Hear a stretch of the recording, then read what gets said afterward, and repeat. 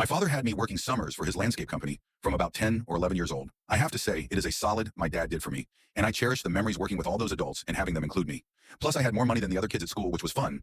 My father was, less so now, a hard man, but fair and has a heart of gold. Just to clarify, I grew up learning how to rake dirt, plant trees, and most importantly for this story, how to run equipment. After graduating high school, I worked for my father full-time as an equipment operator. However, we were somewhat seasonal, so for the winter, my father hooked me up with a friend of his, a guy that we will call Larry the Asshole, or LA for short. Lard ass would fit too. He ran an equipment for hire company that mostly catered to a single pipeline company, but a few other clients as well. The first 3 years of this cycle, landscaping in the summer and pipeline in the winter, worked out really well for me. I mean, LA might have been a condescending prick, but I barely saw the guy and I was getting paid. So all was good. It was hard being away from home so much. And I know it took a toll on my wife, married young, but that's a different story.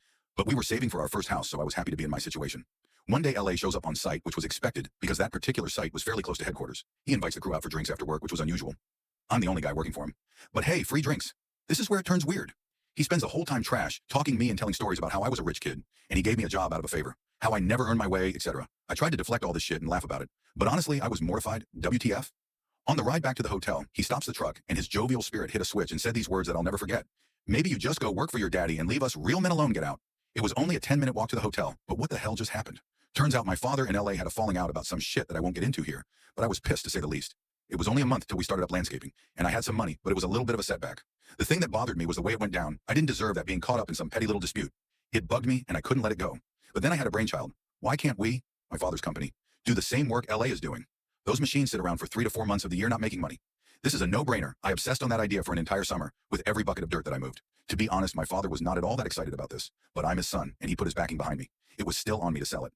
The first potential client I approached was, you guessed it, LA's bread and butter. Because of 3 years being there, some key employees knew my face, and I got a small contract. I subcontracted an excavator and a grader to them for the winter, and I was out there running the excavator and still doing all the administrative duties. The next year, we subcontracted 2 excavators, 2 graders, and a trencher, and my hours were even worse.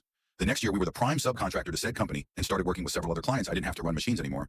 We've also expanded my father's love and joy, landscaping, into some very large projects not possible before. Without the new iron, I saw LA in the office only 1 time years ago. Pleasantries were exchanged, but I felt completely vindicated as he saw a 28-year-old kid taking over his grumpy old ass market share. And these days, LA is still doing his thing, but he lost his biggest client to us. At this point, it's beside the point. It's history.